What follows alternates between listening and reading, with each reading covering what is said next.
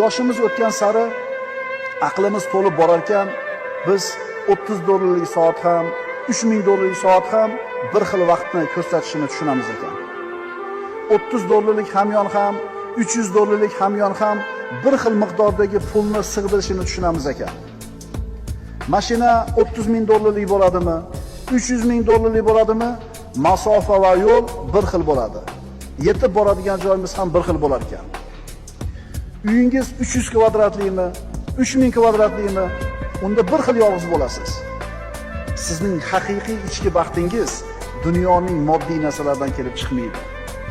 $8 milliard qoldirib qo'ygan shunaqa katta biznesmen, cho'qqiga chiqqan odam aytayaptiki, sizni haqiqiy baxtingiz dunyoning moddiy narsalardan kelib chiqmaydi. O'sha puling bo'lsa ham baxtli bo'lmaysan ekan deyapti. Bizning o pulda 10dan biri ham 100dan biri ham yo'q. Lekin shuni orqasidan yugurib yuribmiz.